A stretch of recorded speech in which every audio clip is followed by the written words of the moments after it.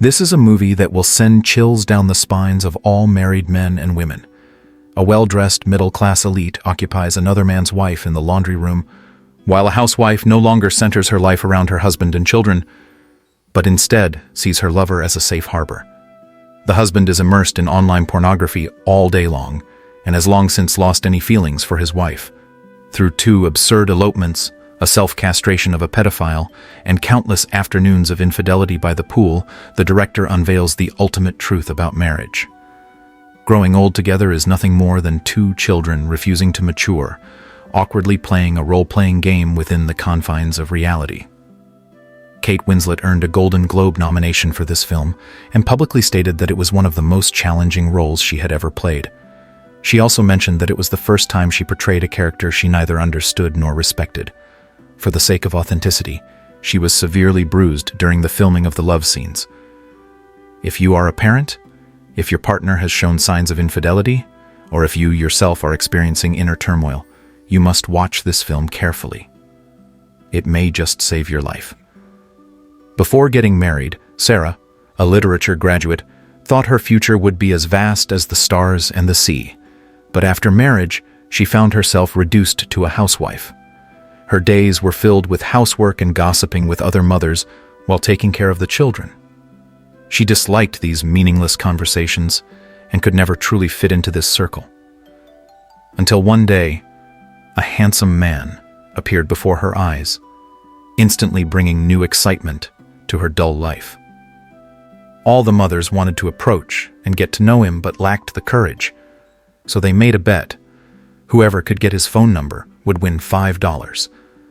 Sarah took the initiative and walked up to him, only to find, to her surprise, that their casual conversation felt incredibly engaging. He was neither greasy nor obsequious, and his humor carried a touch of wisdom. As she got to know him better, she learned his name was Brad. He had graduated from law school, but, unable to find a job, was now staying at home, balancing childcare with studying for the bar exam. His former ambitions had been completely worn away by the harsh edges of life. Sarah felt a deep sense of sympathy for Brad, and their conversation grew naturally more intimate. When Brad learned Sarah had approached him because of a bet, he wasn't angry. Instead, he gave her a big hug. Oh my God. Do you want to really freak him out? Yeah. Who's gonna talk in there? Oh, let's try it. The other women had never expected that this seemingly reserved woman would do something so improper, and they fled in shock. But for Sarah and Brad, that kiss sparked even bolder thoughts. Back home, Sarah tried to suppress her feelings by reading, but it was futile. She attempted to communicate more with her husband, hoping to eliminate her inner restlessness, only to discover that he had been secretly watching adult films behind her back. In that moment, Sarah felt both embarrassed and heartbroken. Ever since they had a child, her husband had stopped touching her. She had thought he was simply too exhausted from work, but now it was clear. He had just lost interest in her. From that day on, their marital relationship plummeted to an all-time low. With no outlet for her frustrations, that impulsive kiss began to haunt Sarah's mind. Finally, a few days later, Sarah put on a sexy red swimsuit and went to the swimming pool. She had already found out that this was Brad's frequent hangout. Although she was extremely nervous, she pretended to run into him by chance. After a few casual words, she directly asked Brad to apply sunscreen on her, and he did not refuse. The bright sunlight filtered through the leaves, casting dappled shadows on their bodies. As his fingertips glided across her skin, even the air became thick with ambiguity. After that, they often arranged to meet at the park while taking care of their children. As they grew more familiar, their urge to be together intensified. Brad's wife was beautiful and virtuous, yet she unknowingly placed great pressure on him. Especially regarding his bar exam and job search, the more she pushed, the less Brad wanted to try. Several times he had used the library as an excuse, only to secretly watch others skateboard outside. Perhaps that was why he had failed the bar exam multiple times. Only when he was with Sarah could he feel completely at ease. Yet they never took things further, always parting ways by 4 p.m., enjoying their dreamlike moments in silent understanding. They had thought things would continue this way indefinitely, but they never expected that what happened next would spiral completely out of control. A sudden downpour extinguished the passion and ambiguity by the poolside, yet it led Brad to step into Sarah's home for the first time while seeking shelter from the rain. He boldly looked around Sarah's home, as if trying to discover more about her life. Sarah had no defenses, as if deep down she'd already considered him family. Brad casually walked into Sarah's study, opened a book curiously, and noticed a dried rose along with a picture taken by the pool. At that moment, Brad realized Sarah had genuinely fallen for him. Unable to control himself, Brad quickly moved toward Sarah and embraced her passionately. Brad's restless hands revealed the passion he'd suppressed for so long, and they crossed moral boundaries without hesitation. Even afterward, neither of them felt any guilt or regret. Sarah even imagined herself as Madame Bovary, bravely resisting life's unfairness. It's not the cheating. It's the hunger. The hunger for an alternative. And the refusal to accept a life of unhappiness. Meanwhile, a retired policeman named Larry invited old friends to play a game of football. The rare moment of exhilaration made Brad long for the freedom he had before marriage. In truth, Brad had never grown up nor accepted responsibility fully for his family. Larry confided that he frequently argued with his wife, and their marriage was on the brink of collapse. Wanting to lighten the mood, Brad mentioned Ronnie, a troubled man recently released from prison, suggesting he might cause trouble again near the pool. Despite Ronnie's insistence that he was only swimming, no one was willing to believe him. Larry, already upset, became furious and drove aggressively to Ronnie's home, determined to confront him. But Ronnie's elderly mother, May, answered the door.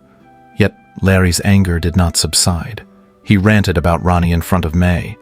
My Ronnie would never do what he did. That poor child at the mall. What you did to him. But May's words suddenly made Larry fall silent, his heart flooded with pain and regret. Larry had previously made a tragic mistake on duty, resulting in the accidental death of an innocent child, causing him ongoing guilt and emotional instability. As a result, he lost his job as a police officer, and now his marriage is on the verge of collapse. May accused him of picking on the weak, and in a way, she was right. Perhaps Ronnie was the only person Larry could curse and berate freely, allowing him to reclaim some of his lost sense of justice and authority from his days as a policeman. As for whether Ronnie had truly done anything wrong, Larry never really cared. Everyone harbors a dark side within them. The difference lies in how much control they have over it.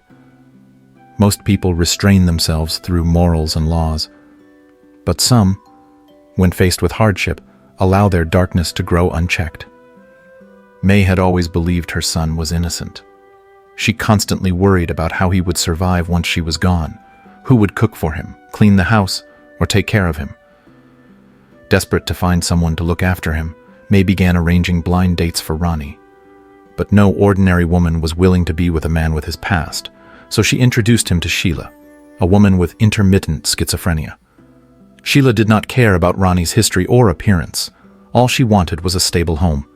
She had suffered abuse in her childhood, which had left her ostracized by men her entire life. She thought Ronnie might understand and sympathize with her pain, and that their two wounded souls might find solace in each other. However, she never expected that she would instead awaken something even darker in Ronnie. After their date, Ronnie offered to walk Sheila home, a gesture that deeply moved her, as most men would never even consider doing so. She began to believe that she had finally found true love, until she turned around and was horrified to see Ronnie lost in his own actions. An overwhelming wave of despair crashed over Sheila. She shut her eyes and burst into tears. What she thought was hope turned out to be an even greater tragedy. Perhaps she was destined to spend her life in loneliness. Ronnie's so-called kindness in walking her home had only been his way of confirming where she lived. Meanwhile, Sarah and Brad's relationship continued to deepen. They used each other as an escape from their responsibilities, like two children who refused to grow up and return home. All the rationalizations and justifications they gave themselves were nothing more than excuses to ease their own consciences. Sarah, in particular, had become obsessed. Several times, she secretly lingered outside Brad's house, comparing herself to his wife, wondering who was more attractive. But when she finally saw Brad's wife, a tall, striking woman with confidence radiating from her healthy smile, a deep sense of helplessness washed over Sarah. Tears welled up in her eyes. She suddenly realized she had no advantage over Brad's wife. And then a terrifying thought struck her. Brad wasn't with her because of love. This realization filled Sarah with panic. So when Brad casually mentioned that he had not been studying and did not want to take his exam, Sarah immediately suggested they go on a trip together during those days. Brad seemed to have been waiting for this proposal all along. They spent those days indulging in reckless abandon. But on the night they returned, Brad's wife, Kathy, asked him a question that sent a chill down his spine. Aaron's been telling me about his new friend Lucy. She sounds like a sweet little girl. What's her mother like? Nice enough, I guess. Isn't it Sarah? Sarah? Yeah. Yeah, it might be really nice for Aaron if they came over for dinner. Okay.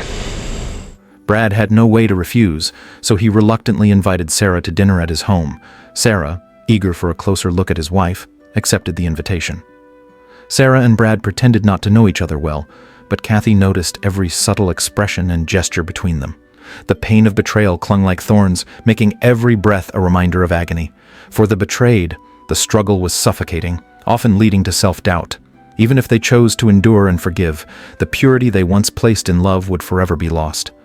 Kathy did not lash out in anger. Instead, she called her mother over. Officially, it was to help take care of the children so Brad could focus on studying for his next exam. But in reality, it was to keep a close watch on his every move. As a result, Brad lost many opportunities to meet with Sarah. He pushed himself to the limit on the field, desperately seeking an outlet for his emotions. This rare game also became an opportunity for him to reunite with Sarah. However, Brad, smiling expectantly, did not anticipate that Sarah had come to break up with him. As long as I know that we're gonna have this. Have what? What is this?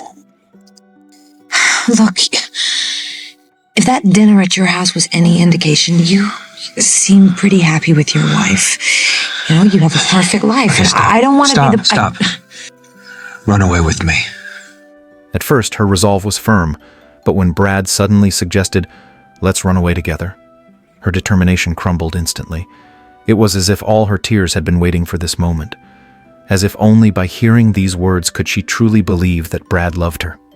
And so, they decided to abandon their families completely and chase after their own happiness with reckless abandon. They set a date for their escape. But on the night they planned to leave, both of them encountered unexpected events. That evening, Larry, drunk once again, returned to Ronnie's house shouting insults through a loudspeaker, playing the role of a self-proclaimed enforcer of justice. May, unable to tolerate it any longer, confronted him, trying to reason with him. But during the heated exchange, Larry shoved her violently to the ground, triggering a fatal heart attack. Though she was rushed to the hospital, she ultimately did not survive. Ronnie, devastated, returned home in a daze. For the first time in his life, he tried washing the dishes and even arranged them neatly. At home, he discovered a letter his mother had written long ago. When he opened it, he found just one short sentence: "Please, be a good boy." This completely shattered him. Only then did he realize that the only person who truly loved him in this world was gone. He screamed, sobbed, and tore through the house, but there was no longer anyone to comfort him. In endless sorrow and despair, Ronnie tremblingly picked up a fruit knife. Meanwhile, Sarah and Brad were making their final preparations for their escape. Sarah arrived early at their meeting spot, bringing her child with her. She waited anxiously, envisioning the beautiful life that lay ahead. But then, she noticed Ronnie staggering in the distance. He collapsed onto the grass opposite her, his presence sending an unsettling chill down her spine. With her child by her side, she dared not make a move. She could only pray that Brad would arrive soon. However, on his way, Brad encountered a group of skateboarders who recognized him as the man who often watched from the sidelines. They invited him to join them. Thinking he had plenty of time before the meeting, Brad, thrilled by the idea, agreed without hesitation. But what was supposed to be a simple jump nearly cost him his life. At the same time, Sarah sensed something was terribly wrong with Ronnie. Gathering her courage, she approached him and found him sobbing uncontrollably. Gone. She's gone. Who? Mommy. Mommy's gone. She loved me. Mommy dies. But before she could comfort him, she suddenly realized her daughter was missing. Panic-stricken, she ran frantically in search of her child. Thankfully, she found her standing under a streetlight, staring in wonder at a fluttering swarm of moths. At that moment, relief and clarity struck her all at once. She finally understood. Her daughter was everything. She had been so obsessed with chasing her own happiness that she had never once stopped to ask how her daughter felt. Tears streaming down her face, she held her child tightly and whispered a heartfelt apology. Meanwhile, Brad, reeling from his near-death experience, felt his passion for rebellion vanish in an instant. For the first time, he realized that deep within him, what he truly longed for was not excitement or escape. It was the quiet, steady warmth of a simple life. His encounter with Sarah, his obsession with breaking free, had been no different from that one daring jump on the skateboard. Thrilling for a fleeting moment, but ultimately leading to either a return to reality or complete destruction. So, he abandoned his plan with Sarah without hesitation, choosing to wholeheartedly return to his family. Fortunately, Sarah made the same choice. Larry, sobered up, realized with horror that he had been the cause of May's death. He rushed to find Ronnie, desperate to apologize. But before he could speak, Ronnie silently removed his pants, revealing the irreversible damage he had inflicted upon himself. Overwhelmed with guilt, Larry took him to the hospital, and for the first time in his life, Ronnie felt a strange sense of peace. Perhaps now, at last, he could become the good boy his mother had always wanted him to be. The night's haze concealed all the filth, and the dawn's light hinted at a brighter future. The film ends here. She had spent years locking away her past, filling a room with relics of her pre-marriage life, believing herself to be Madame Bovary, rebelling against a fate she deemed unfair. He had spent years failing the bar exam, not because he lacked the ability, but because deep down, he resisted the idea of a stable, ordinary life. He craved the adrenaline of the arena, the thrill of excitement, and the slightest chance to break free from routine. But in reality, we are all the same. The 9-to-5 grind suffocates us, yet we fear losing its security. Just like in The Shawshank Redemption, we hate the system, yet we learn to live with it, and eventually, we become part of it. A journey of impulse. How romantic, how rebellious. But where could they really escape to? When he fell hard from the skateboard, bloodied and bruised, he finally understood. Passion is like fireworks. Dazzling, breathtaking, but ultimately fleeting. In the end, we all return to the place we call home. This is not surrender, it is the realization of life's true essence. Can running away really bring a new beginning? The fairy tale ends with happily ever after. But then what? Moving to a new place doesn't turn daily routines into poetry and adventure. If only life could always be like our first meeting. We hold on to the magic of first encounters, forgetting that real love requires the courage to stay. Ordinary life is not the enemy, it is the canvas. And on that canvas we can still paint something beautiful. Perhaps it is time to unlock that door. Let the sunlight in. Let the past and the present make peace. Because true courage is not in running away. It is in seeing life for what it truly is, and still choosing to love it. That's all for now. See you next time.